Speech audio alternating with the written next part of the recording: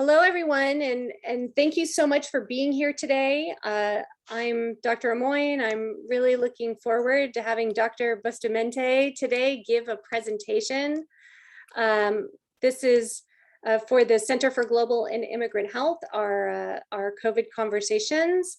Many of you already know Dr. Bustamante here. He's a professor in the Department of Health Policy and Management at the Fielding School, and his research investigates unexplored or underexplored topics on access to and use of healthcare, predominantly among Latinos, Hispanics, and immigrants in the United States.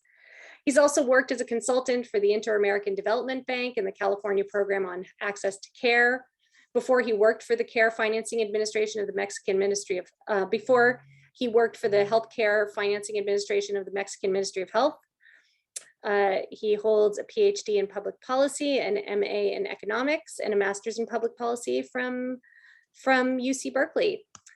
Dr. Bustamante, we've actually not had a chance to really interact, so I'm really looking forward to hearing your talk today. And while I've just read your bio that exists here, I always ask faculty that give talks here, it's always nice if you just give a minute or two kind of introduction about what, everybody's bio is always not always completely up to date. Talk a little bit about what you're doing, what you have been doing, a little bit about how you got to where you are. I think students are always really interested in understanding who the speakers are and where they've come from and how they've gotten to do what they're doing. And with that, I'm going to just give you the floor, and I'm really grateful for you sharing your time and expertise today. Well, thank you for the invitation, and thank you all for being here today. So today I'm going to be talking about some research that we're doing at the UCLA Latino Policy and Politics Institute. We used to be an initiative, but we have already been approved to become an institute since we have been very successful in attracting funding for our research. And I am the faculty research director of this institute. And as part of this organization, we are trying to bring up-to-date information about how COVID-19 has impacted the lives of Latinos. And as many of you know, a good share of Latinos are immigrants. So for this talk today, I want to focus primarily in the immigrant component. However, I'm going to just share with you some data, preliminary data that we have been collecting among the impact of COVID-19 among different race and ethnic groups in California. And then from there, I'm going to be talking about how this could potentially evolve into our research so we can identify the impact of COVID-19 among Latino immigrants, and particularly among those who were undocumented. But before I jump into the presentation of today, I'm going to talk a little bit more about my trajectory. As Anne mentioned, like bios are not always very descriptive of how we have been getting into this point in my academic career. So I originally was born in Mexico. I worked for a couple of years in the Mexican Ministry of Health. And then I came to UC Berkeley to do originally my MPP and my master's in public health. However, I became a GSR. I liked research very much, so I moved into the PhD. When I went to the market, I was fortunate enough to get a position at UCLA. And for almost 15 years, I have been doing research on focusing in healthcare disparities, primarily among Latinos and immigrants in the US. And most of the areas that I have been exploring are usually access to and use of healthcare, and also the impact of different policies and programs in the access to care, particularly the ACA, and more recently, what's been happening with all the different COVID interventions that were implemented since the outbreak of COVID-19. So with that brief introduction, I think I should start my presentation. It's going to be very brief. However, I want this to be more like the introduction of a discussion where we can have this more like as a Q&A after I show the slides that I have planned for today. Okay. So I assume I can share my screen. Yes, I can. So let me see. So let me put the slideshow. So for today, I just want to show you some preliminary and up-to-date data from the California Department of Public Health on COVID-19 infections in California, COVID-19 deaths in California, the risk of COVID-19 infections, hospitalizations, and death, and also vaccinations, and all analyzing this data from a race and ethnic population component. However, I also want you to have in mind that all this is just like the basis of research that we're trying to do in order to identify similar disparities among immigrants. So in California, approximately 8.5 million cases and 87,485 deaths can be attributed to COVID-19 up to March 21, 2022. However, have in mind that California is the state with the largest number of immigrants in the US. Almost 11 million immigrants live in California, of which almost 50% of those immigrants are Latino. Almost 39% of immigrants in California are Asian. And almost 22% of immigrants in California are undocumented. So you can see here, these are the charts that are available in the California Department of Public Health. And by March 21 of this year, you can see that there's like a comparison by race and ethnic group in California, where the light blue bar basically shows a percentage of confirmed cases, and the dark blue line shows that percentage of the state population. So the meaning of this is that while Latinos are represented by the blue rectangle, like the dark blue, the percentage of confirmed cases exceeds this threshold, meaning that there's like a disproportionate number of cases among this particular population. And this, I think the way this data is portrayed by the California Department of Public Health is very good, because you can actually see both, well, yes, you can see disparities in cases and disparities in deaths by COVID-19 in the state, but you also need to understand how much of the proportion of the population is represented by each race and ethnic group. So here, by simply comparing the Latino with the white population, for example, you can see that the white population has a relatively low percentage of confirmed cases confirmed to the percentage of the state population.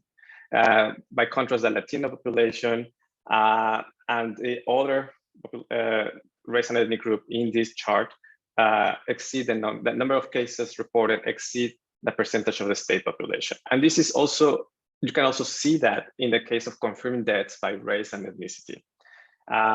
In this case, you can see that also the Black population, the percentage of confirmed deaths, it exceeds the percentage of the state population. So this is a way for us researchers to try to identify which race and ethnic groups were disproportionately affected by either cases or deaths due to COVID-19 in California. So here are the specific numbers. So some people prefer to see numbers because they're not very graphic. So for those of you who prefer to see the numbers, this is pretty much the numbers that I showed you before, showing you the number of cases, the number of deaths, the percentage of cases, the percentage of deaths, and what is the percentage of the California population. And as you were able to see from the previous chart, Latinos are almost 39% of the state's population. However, the percentage deaths attributed to COVID-19 is 44%, and the percentage of cases is 47%. By contrast, in the case of the white population, the percentage of California's population is 36.6%, while the percentage deaths is 34.1%, and the percentage cases is 24.3%. So this is a relatively low compared to the percentage of the state population of the white, non-Latino white population. And we should also take a look at the African-American or Black population, where you can see that as a percentage of California, 6% of the population in California is Black. And the percentage of deaths is 6.9%, and the percentage of cases is 5.3%.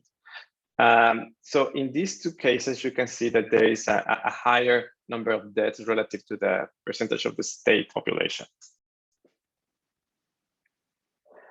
And here is also some data about vaccinations, and you can see which race and ethnic groups have a percentage of vaccines administered compared to the percentage of vaccines eligible population. And in this case, both the Latino and the white population are under the percentage of vaccine eligible population. While in the case of the Asian American population, is pretty much the single group that exceeds and the Native Hawaiian and other Pacific Islander that exceeds the percentage of vaccines administered relative to the percentage of vaccine eligible population. So, but what about the numbers at the federal level? Well, there's like a report from CDC from October 2021 that estimated the risk of COVID-19 infection, hospitalization, and death by race ethnicity, and comparing Latino, Blacks, and Asian by cases, hospitalizations, and death. And you can see here also that at the national level, Latinos and Blacks have a disproportionate representation in the number of cases, hospitalizations, and deaths. In the three metrics, there's an excess number of cases, hospitalizations, and deaths, in particularly these two race and ethnic groups. So to what type, like there's a lot of research that has been published so far analyzing why there's a disproportionate impact of COVID-19 among Latinos and immigrants. And it has been attributed to several factors. And these are some of the hypotheses that we are currently exploring at LPPI. The first one is the overrepresentation in frontline occupation. Like both Latinos and immigrants were more likely to work in jobs that were not possible to be done remote. So they had to go out during the pandemic and do in-person work that this put them at a higher risk of contracting the virus. Both Latinos and immigrants were also more likely to live in overcrowded housing, and to use public transport more often. Both are factors that also facilitated the contraction of the virus, given that in overcrowded housing, different generations live together. So when it facilitated the spread of the virus for those of the household members that went out of the household to do work, and then they came back, and then sometimes like spread the virus among very vulnerable members of these households. And also, especially at the beginning of the pandemic, the high use of public transport also was one of the ways that facilitated the contraction of the virus. Another factor that has to be taken into consideration is the high prevalence of pre-existing conditions in these communities.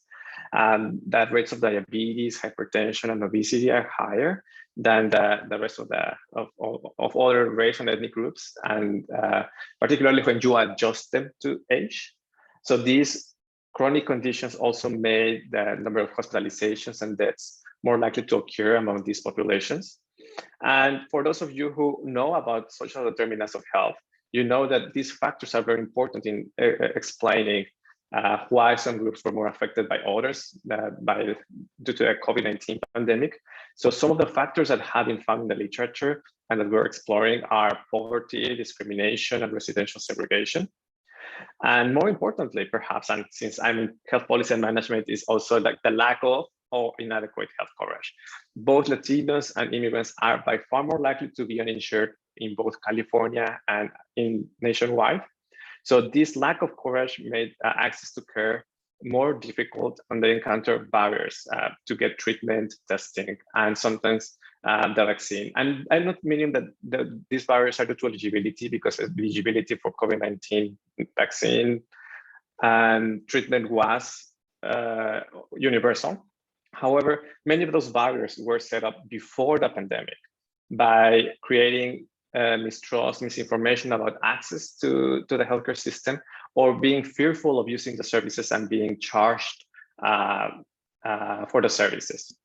And also, particularly among immigrants, the fear that if they use healthcare services, they would be deported or identified by immigration authorities. So this was a big deterrent of healthcare use among these two communities. And finally, as very important, and it's very relevant for this group today, is immigration status and exclusionary policies. Undocumented immigrants in both California and nationwide are more likely to be Latino. So this higher share of undocumented immigrants among Latinos, also could explain why this ethnic group could have been much more likely to be disproportionately affected by cases, hospitalizations, and deaths from COVID-19. There is a link here in my presentation in case you want to read a report. That one of the reports that we produced about the COVID-19 pandemic and its impact on Latinos. And with this, I finished like the slides that I had planned for you today. And I hope that we can have a conversation and that you can raise questions, and then we can have this more as a dialogue rather than a presentation from an academic. Okay. So I'm open for questions. Feel free to mute yourselves and we can start discussing about this very important topic. I guess my question, just while others are still thinking, can you just talk a little bit more about the data sources you use for studying these disparities? So you cited, CDC data, but do you use other data sources? Yeah, right now well, in the past, I have been using other surveys like National Health Institute survey, like the medical expense maps, the census data, like the American Medical Survey. However, for COVID-19, we're primarily focusing on the data that is released by the California Department of Public Health because it's like up to date. All the time this data is being released. So we want to have a very updated view of how COVID-19 is affecting different race and ethnic groups in California. And we are working in trying to find a way, kind of like a Peace Corps technique to identify immigrants within the major race and ethnic groups in the state that are primarily Latinos and Asians, to see how the pandemic could have disproportionately affected these populations.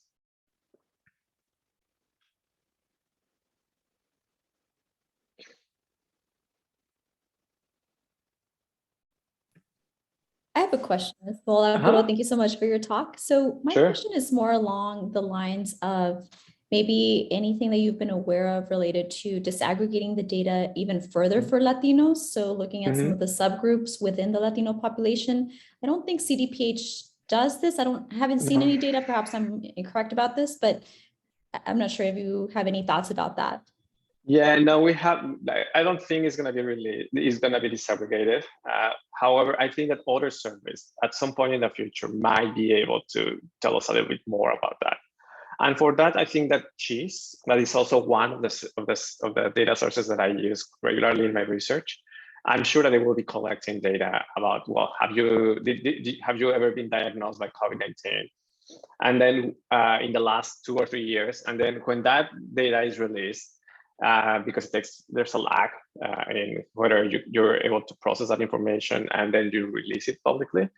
So once that data is released, we will be able to disaggregate with a little more detail, like the nuances within each race and ethnic group. And in the case of California, I can almost be anticipating that there's going to be a high share of Mexican Americans because that state has a relatively high number of Mexican Americans.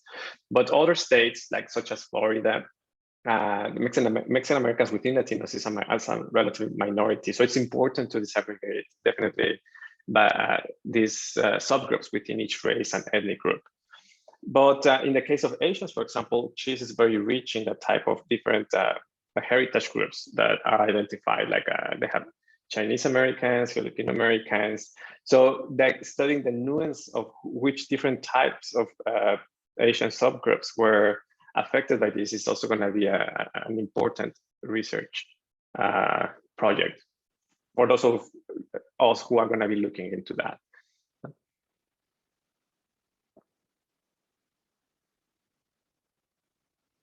Anyone else? I'll just jump in with another one. Okay. Are some of the so you showed us a lot of data and started talking about kind of some of the risk factors that might be at play here, but what in your mind are like some of the policy changes that can be made moving forward based off of lessons learned from COVID, or just not lessons learned, but issues that are particularly highlighted by COVID? Yeah, I think that one very important policy that is right now being like projected to happen, hopefully it happens, is the expansion of medical to all immigrants, regardless of documentation status. The state has been very proactive. There's going to be an expansion this year to those 50 and older. That's a huge step to cover an aging population of immigrants in the state, particularly those who are not eligible for Medicare. So we need to start covering those individuals who are undocumented and unfortunately until now have not been able to find a path for citizenship. So they remain excluded from Medicare. Many of them like actually contributed to the funding of Medicare, but are not eligible. So they still need some type of health coverage, particularly as they get older. So this is a first step in the right direction. And if ultimately the proposal for 2024 to happen to expand medical coverage to all immigrants, regardless of documentation status, is also going to be a very important measure to start identifying, primarily among those who are 18 to 50, encourage utilization of preventive care, because that's a way that you can actually start to identify chronic conditions that progress unchecked right now in the immigrant population, such as diabetes, hypertension. Since people don't regularly go to the doctor, they don't have preventive visits, then ultimately these conditions are pretty much like silent for many years for many individuals who are disengaged from the healthcare system. So by the time that they ultimately get older, obviously they have already advanced in different stages of these chronic conditions. So it's better to start early, to start dealing with these conditions. So moving in that direction should reduce the disparities that we can see right now across different race and ethnic groups, and particularly among immigrants, both documented, undocumented, and those who have become US citizens.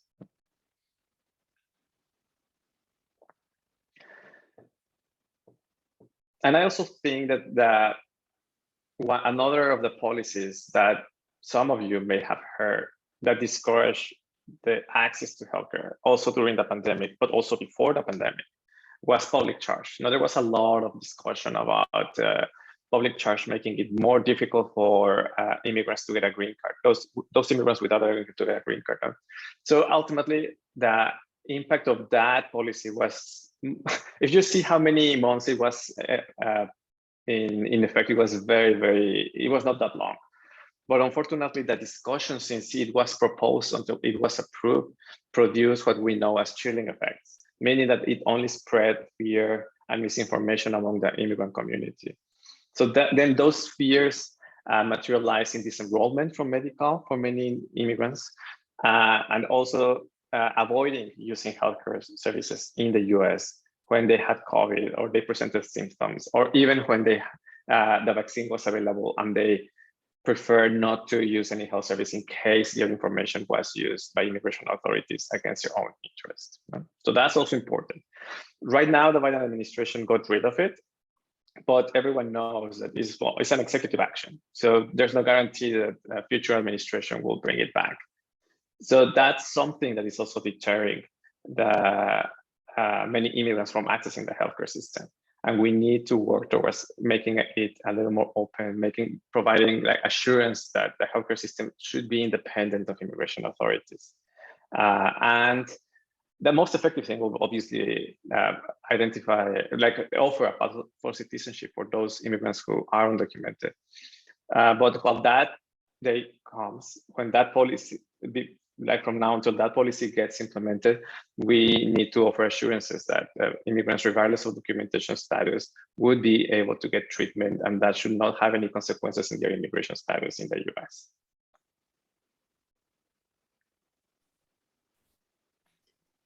Thank you so much for your talk. I have a quick question Sure. that sort of builds upon what you were just mentioning about vaccine acceptance and vaccine uptake.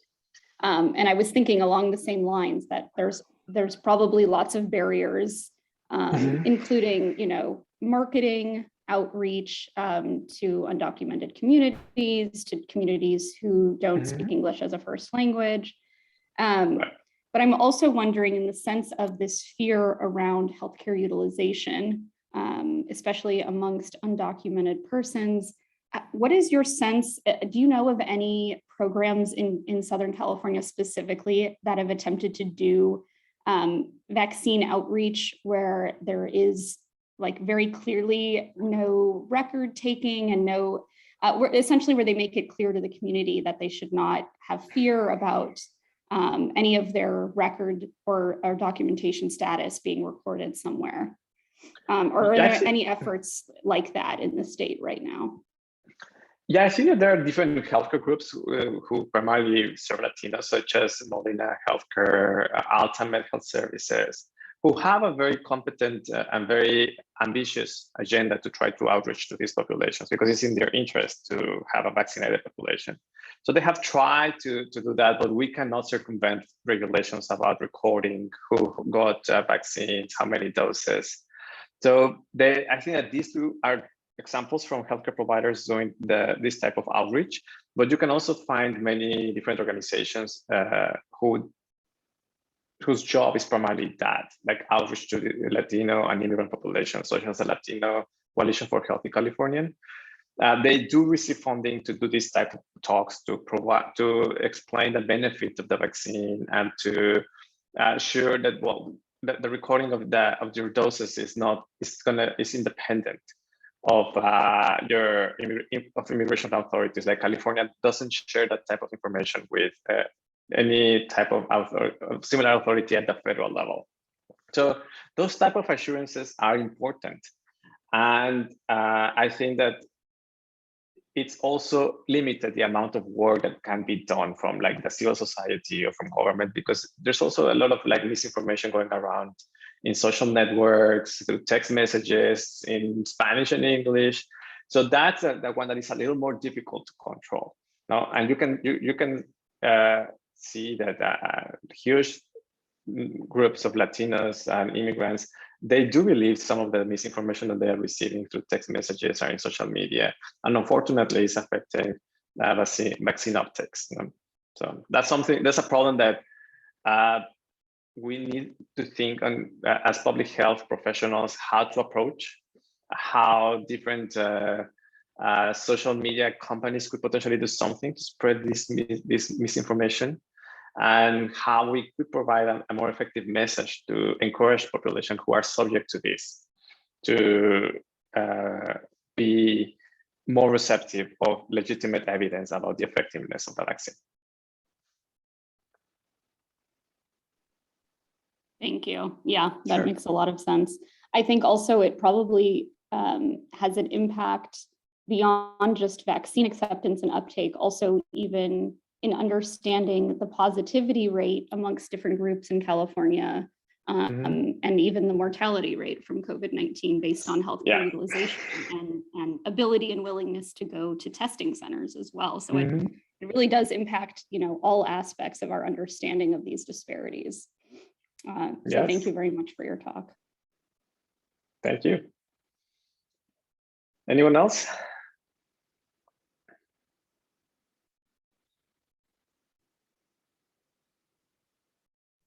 I have another question.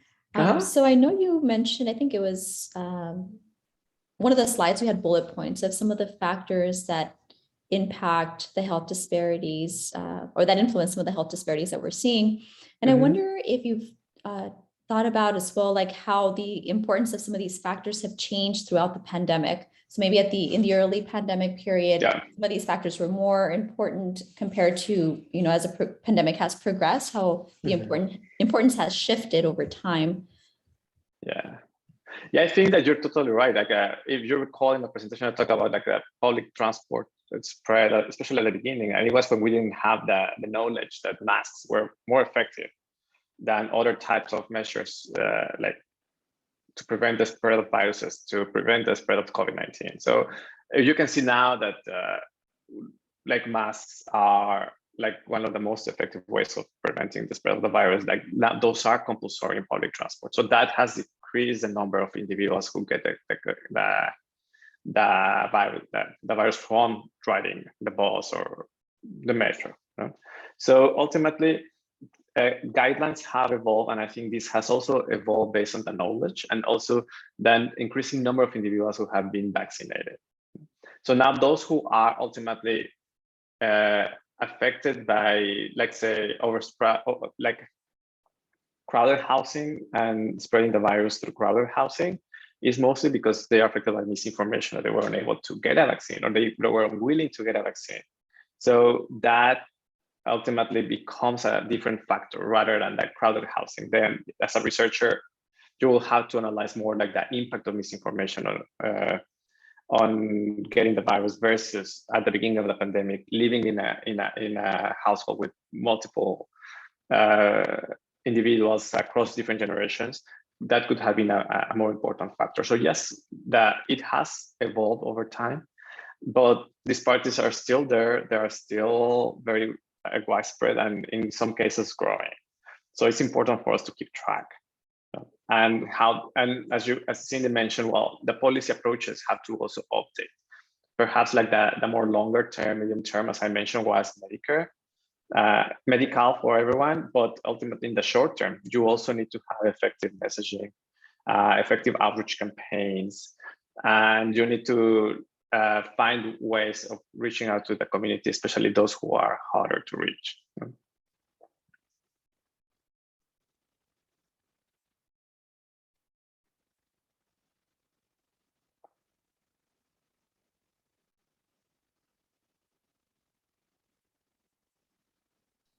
So no one else? Any additional questions, anybody? Hi, I have one question. Uh-huh. My name is Marcos. Thank you again for being here and providing this platform. I think when we talk about social media, especially with Latino patients, one thing that also comes to my mind is about the power of word of mouth and like in the community. I guess, when we frame future policies, is there a way to secure funding for these outreach efforts? Making sure that funding goes to like maybe, promotoras programs or funding, helping local churches where a lot of these Latino populations form the community and it's more effective to getting the word out.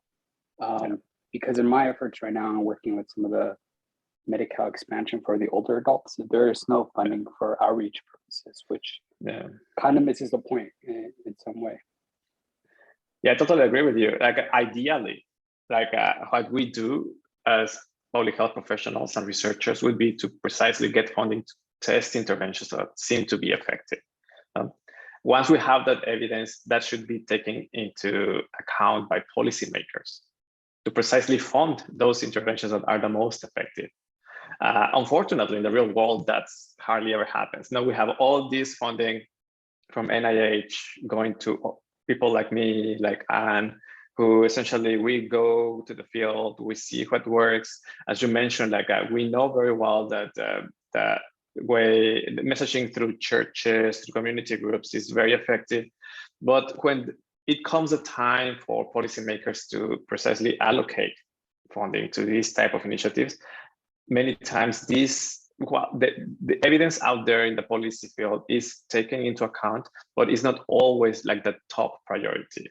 There's always some type of political negotiation that not always takes into account the most important aspects of evidence-based research in order for them to plan accordingly. So yes, as a policymaker, there could be like underfunded areas of interventions that can be very effective. And the only way that I have seen over the years that this could be corrected is by precisely the intervention of people like you, Marcos, and other students and professionals in the public health field that essentially tell their representatives, you know what, here is the evidence, this is very compelling, and this should be funded. You will be surprised of how influential like lobbying could be in California. And if you show them the evidence itself, well, you need to allocate funding to this because it's very important. You as an individual perhaps might not have much of an influence, but as a group, as a coalition of different interests, there's definitely like the possibility of bringing that to the attention of policymakers who might promote your view within the the budget making process. That sometimes is very different to the policy making process. No? So yes, it's very important to keep track. So, and I would recommend that, especially those of you working in policy, to always take a look at what's happening in the budget making process in Sacramento, because you will be surprised of how much haggling there happens while the budget is being put together. And if you are really interested in something being funded, just contact them through different community partners, through stakeholders who know how to talk to representatives to make sure that the areas that need to be funded get appropriate funding from representatives. They are open to suggestions, but we need to bring to their attention what areas are underfunded and what needs to be done in order for those programs to be effective at reaching out to the community. And totally agree with you, like social media, it seems to be kind of like, from a public point of view, it's very difficult for us to go and try to regulate how it spreads public health messages. But we need to find a way to make it a more accountable way of spreading public health information, because so far there are no regulations, and unfortunately, it's very difficult to transmit what is true from what is just like misinformation or totally false. No? Thank you. Mm-hmm. Hi, I had a quick question. So thank you, Arturo. This was a really great presentation.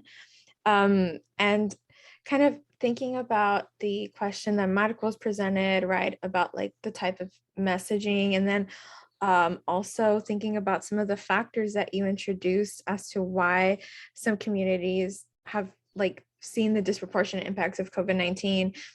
Has your team like presented or explored the relationship that like faith, like how that impacts people's desires to access healthcare, especially if they're already experiencing healthcare barriers without Medi-Cal? I can imagine some immigrant communities might have a stronger faith, and like any policies to kind of bridge the two and support like local healers or faith-based practitioners? Yeah, I think that usually like religious representatives are one of the most trusted figures in the community, and they are usually part of these like coalitions to spread effective public health information. But unfortunately, not everyone is connected to this type of organizations, especially those who are subject to misinformation. But I totally agree with you. The evidence is out there that yes, those individuals who have some type of religious affiliation have like more trust in these organizations, and these are effective ways of transmitting public health messaging. But ultimately, it also depends on the type of messaging, that religious organization that we're talking about, and there's always some individuals who essentially do not have these interactions. So it's difficult to reach to this population by just like focusing in this religious organization. So I think it's one of the multiple ways that can be used in order for us to reach out to the community, but I want to emphasize that it's not the only way. There's like so many people who are unaffiliated these days to any religious organizations, and it's important for us to take those also into consideration.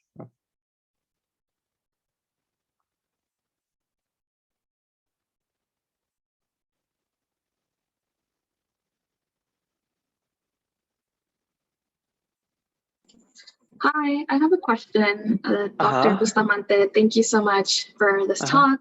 Really enjoyed it. So one thing that's been on my mind, I guess, is just that, it's clear from the CDPH data that you presented that COVID-19 is still disproportionately affecting Latinos.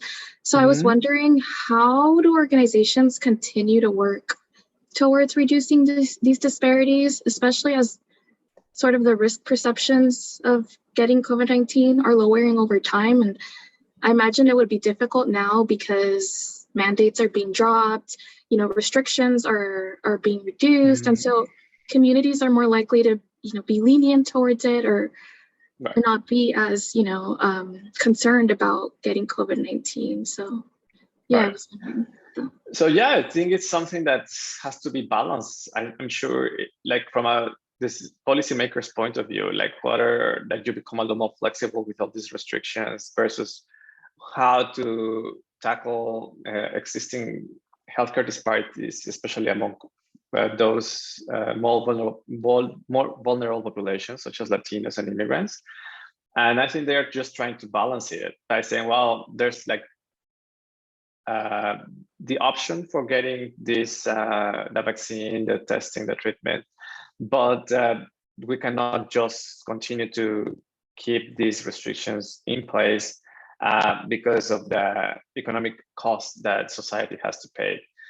So what I think is necessary is for, like, at the same time that you become a little more flexible, given that you have like the reduced number of cases and reduced hospitalization due to COVID-19, is also to like strengthen your outreach to those populations that are still disproportionately affected by the virus, and especially as in the case of Latinos, like lower vaccination rates, to double your efforts to try to protect them. Since many of these individuals are going to be still working out there, and the misperception that the COVID-19 is going away might encourage the transmission of the virus, and particularly those who are unvaccinated. So there's like a huge task to be done in that area.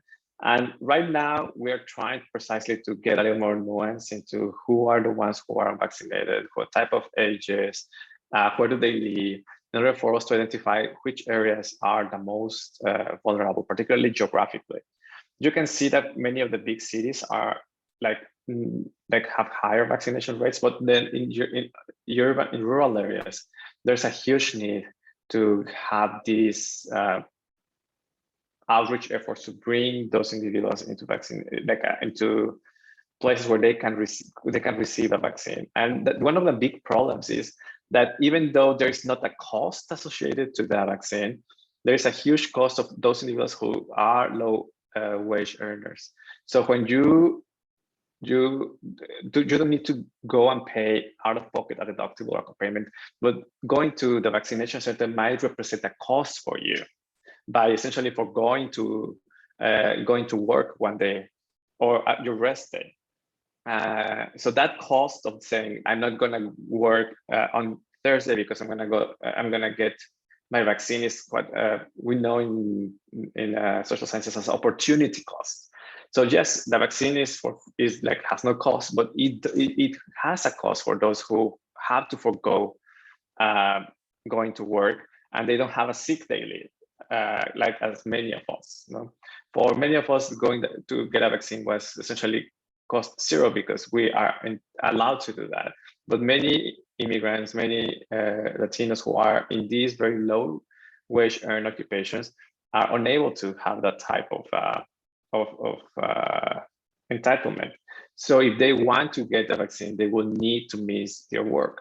And for them, like their day-to-day earnings is key to send remittances to Latin America or to pay the rent the following month. So that has to be taken into account when we understand why so many individuals, in particular race and ethnic groups, were unvaccinated as well. It's not only misinformation, but we also need to take into account that there's an opportunity cost that not everyone can afford to pay in order for these individuals to get the vaccine.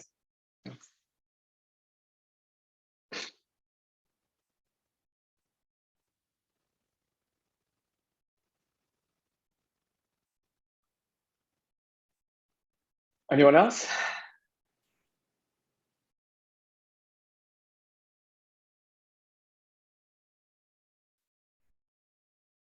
It doesn't sound like it.